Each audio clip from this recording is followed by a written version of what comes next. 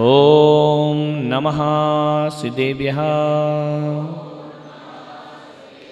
यदर्चाभावेन प्रमुदितमना दर्दुर्यः क्षणादासीत् सर्गे गुणगण समृद्ध सुखनिधि लवन्ते सद्भक्ता शिव सुख समाजम किमु तदा महावीर स्वामी नयन पथगामी भवतु मे महावीर स्वामी नयन पथगामी भवतु मे महावीर स्वामी नयन पथगामी भवतु मे। प्रथम तीर्थंकर ऋषभदेव भगवान की, भगवान महावीर स्वामी की, परम पूज्य गुरुदेव आचार्य श्री पुष्पदंत सागर जी महाराज की, अहिंसा परमो धर्म की।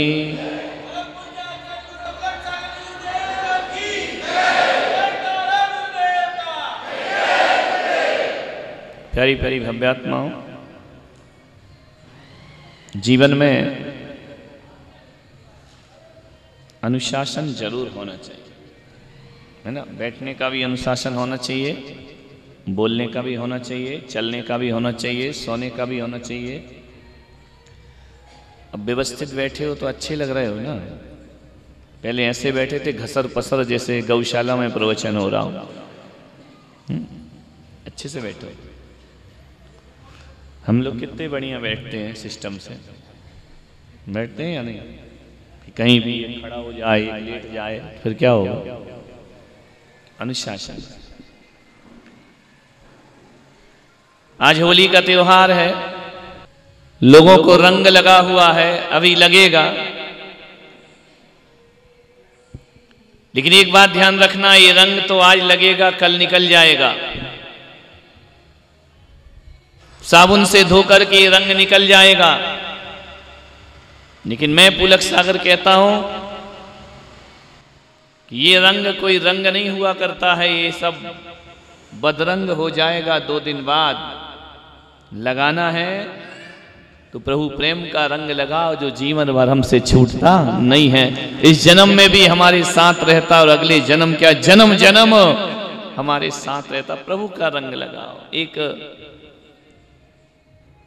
आदमी को द्विज कहा है। द्विज, द्विज जानते हो क्या होता है? द्विज यानी इंसान द्विज है। द्विज यानी क्या होता है?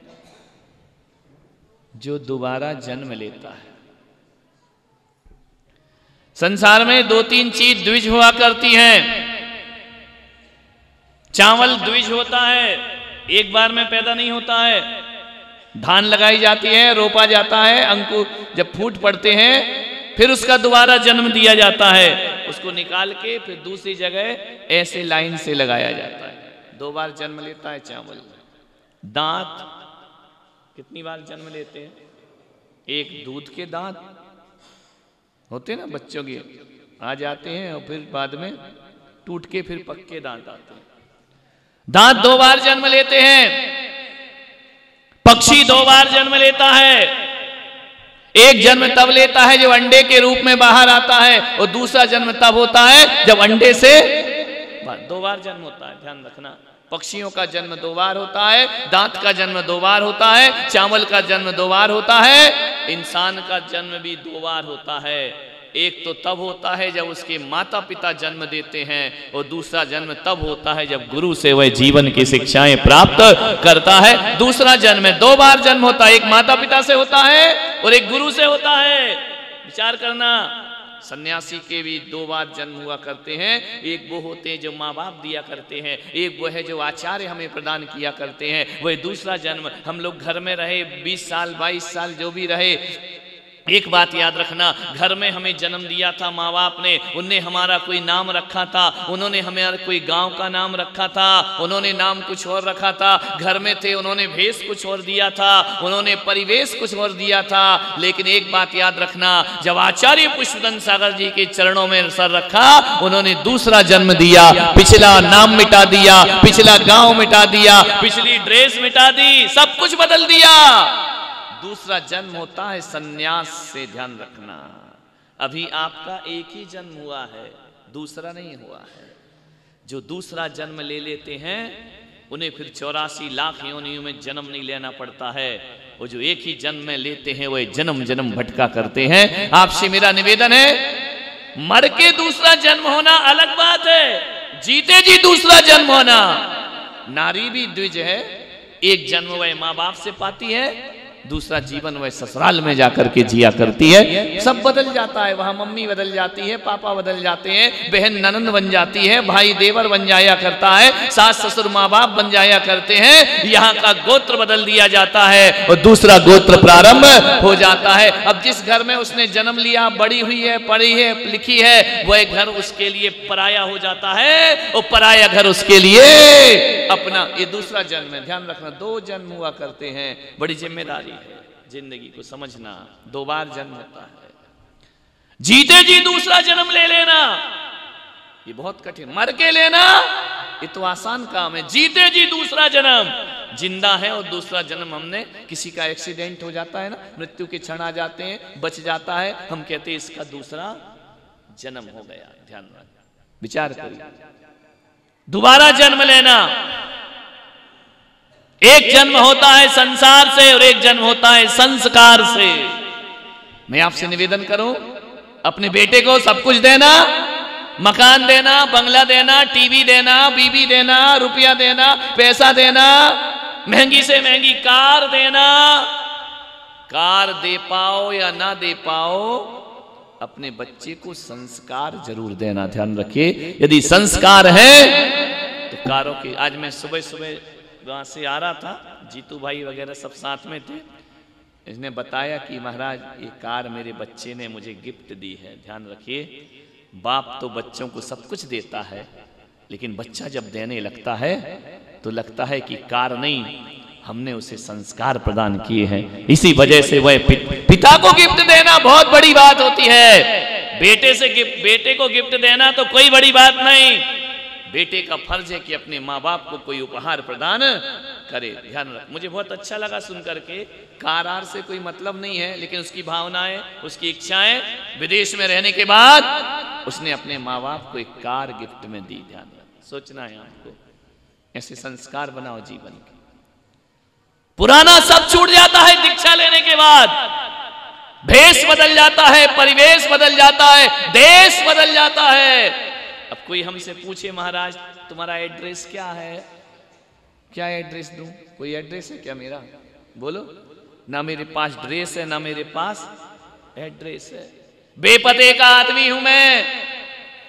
लेकिन एक बात याद रखना कि आदमी तो बेपते का हूं, लेकिन बात पते की करता हूं जो तुम्हारे जीवन में बहुत काम आएगी। मेरा कोई एड्रेस नहीं है, लेकिन परमात्मा का एड्रेस दिया करता हूं। सब कुछ छोड़ दिया। एक बच्ची आई थी अभी ऊपर, मैंने कहा बेटा घर छोड़ दे, सन्यास ले ले। बोले बड़ा कठिन है आपका मार्ग। मैंने कहा क्या कठिन? क्या कठिन क्या? मुझे समझ नहीं आता किस चीज। जितने संघर्ष ग्रस्त के जीवन में है ना, उतने साधु के जीवन में संघर्ष नहीं होते हैं। क्या कठिन है? अरे साधु बन जाओगे, सन्यास ले लोगे, केवल अपने शरीर के ही कष्ट। विचार करना है आपको, सोचना है, चिंतन करना है, सब कुछ बदल जाता है। क्या परेशानी है सन्यास में? कोई परेशानी नहीं है। एक बात बताओ, एक घर में रहोगे तो एक घर में रोटी खाओगे, महाराज बन गए तो बोलो फायदा या नुकसान? ईमानदारी से अभी 4-5 चौके इंतजार कर रहे हैं मेरा। जिसके घर नहीं जाओ वही रोने लगेगा। मैं जिसके घर नहीं जाऊं वो रोता है, और घर में रहो तो रो रो के मांगना पड़ता है। कौन सी जिंदगी अच्छी है? विचार करिए। जिसके घर आहार ना हो उसको दुख होता है, उसका मन दुखता है। विचार करो क्या क्या क्या नुकसान है यहाँ बताइए। घर में थाली में कितनी कटोरी रहती है? ईमानदार, अमीरों के घर में भी कितनी कटोरी? 2 होंगी, 3 होंगी। 2 सब्जी खाएगा और क्या खाएगा? दाल खाएगा एक। कितनी थाली में? मेरी थाली में कितनी होती है? बोलो बताओ, ईमानदारी से बताओ। तो क्यों कहते ये कठिन मार्ग, तो बड़े आनंद का मार्ग है। घर में यदि तुम कॉलेज पढ़ने जाओ, बाहर जाओ, कितने लोग स्टेशन छोड़ने जाएंगे, मम्मी पापा, पापा बिजी हुए तो ड्राइवर छोड़ के आ जाएगा, मैं जाऊंगा तो कितने जाएंगे छोड़ने। नुकसान क्या है मुझे समझ ही नहीं आता। यहाँ तो प्लस ही प्लस है, प्लस ही प्लस है। घर में बीमार हो जाओ, कितने लोग पूछेंगे, एक दो, वो महीना भर बीमार रहे तो वही मुंह बनाने लगेंगे, यार ये ठीक ही नहीं होता, कहां तक करें, हे भगवान। या तो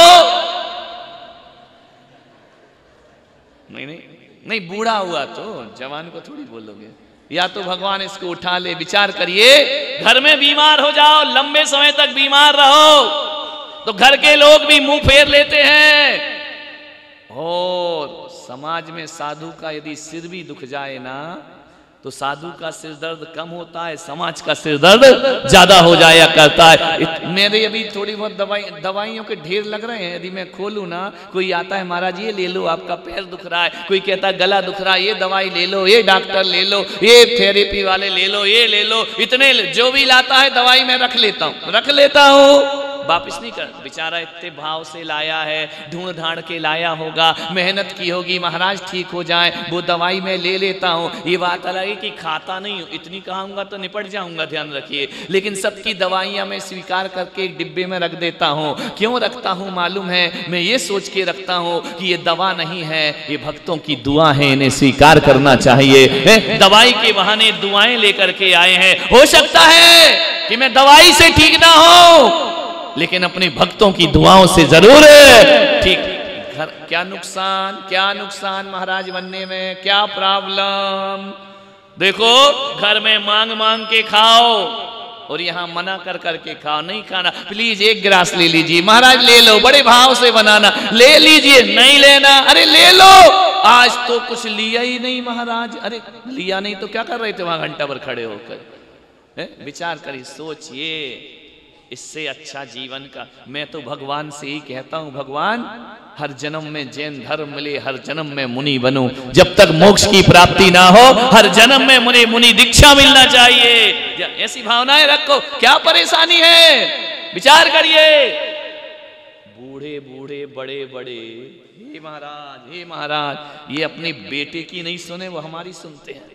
बोलिए, जितने ये सीनियर सिटीजन बैठे हैं, कभी तुम्हारे इतने बड़े बच्चों ने पैर दबाए हैं, प्यार से सेवा की है, बीमार तो दबा दिए, वो भी 10 मिनट दबाए, फिर देखता है बापू मना करे मैं उठ के जाऊं। विचार करिए, इतने प्यार से तुम्हारे बच्चों ने पैर नहीं दबाए होंगे जितने प्यार से जवान लोग रात को हमारे पैर दबाए।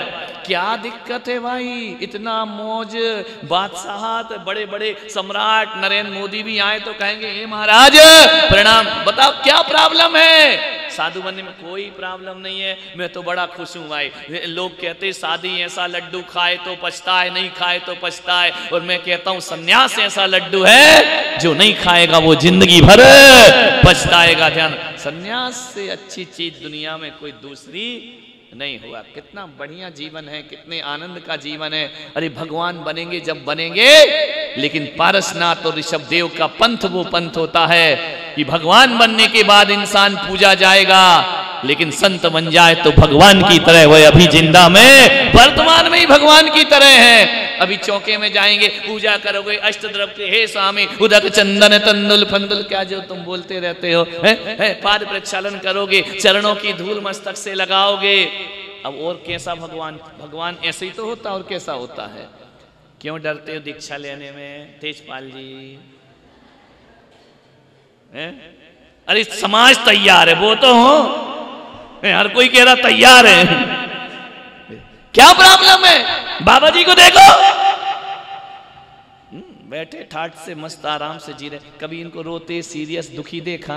लेकिन इनने कई को दुखी देखा है, कई को रोते हुए देखा अपनी जिंदगी में। सन्यास से बड़ा सुख जिंदगी में कोई नहीं हुआ कर। बोले महाराज बाकी तो वो सही है, वो एक टाइम खाना, अरे क्या दिक्कत पड़ता, एक टाइम खाना, एक टाइम कोई बहुत बड़ी बात नहीं है। एक आध 6 महीने में हर आदमी को वैसी आदत पड़ जाती है। हम लोग को भी आदत पड़ गई है। तुम्हें एक टाइम भोजन ना मिले तो तुम परेशान हो जाते हो, और यदि कोई धोखे से हमको दूसरी टाइम खिलाएगा ना, 25 साल 27 साल हो रहे हैं, दूसरी टाइम खिला दो तो उल्टी हो जाएगी, पचने वाला नहीं है, क्योंकि शरीर वैसा ढल चुका है, शरीर की वैसी आदत बन चुकी है। प्यास नहीं लगती, भूख नहीं लगती, एक बार लगती है 10 बजे बस, उसका भी टेंशन नहीं, बनाने वाले बना रहे, खाने वाले खा रहे। बस ध्यान रखना, 24 घंटे भूख लगना अच्छी बात है या एक बार लगना अच्छी बात है? बोलिए, टेंशन किस में है, 10 बार में या एक बार में? एक बार में तो कोई टेंशन नहीं है। क्या तकलीफ है संन्यास लेने में? अरे वो बाल उखाड़े जाते हैं। अरे भाई 4 महीने में एक बार ही तो आता है, घंटे भर की बात है, उसके बाद तो 4 महीने ऐसे हुआ करते हैं। ध्यान रख, 1 घंटे की तो बात, आधे घंटे की, बाबा जी जैसे तो 15 मिनट में निपट जाते हैं। विचार करिए, और केस लॉन्च करो तो भगवान इतने तो कर ही देता है ना। देखो इनके भी हो गए, मेरे भी हो गए, वो भी हेल्प करता है। भगवान भी कहता है प्लीज हेल्प मी, इतने गायब कर देता हूँ, पंडाल उड़ा देता हूँ, कनात कनात छोड़ता हूँ। ध्यान रखिए, काय का दुख है मेरे भाई, ये बताओ? कोई दुख नहीं है सन्यास में। काय का दुख है? सन्यास जैसा आनंद जिंदगी में दूसरा कोई, सो इंद्र नाग नरेंद्र वा अहिमिंद्र के नाही। देवताओं के भाग्य में भी ये सुख प्राप्त नहीं हो।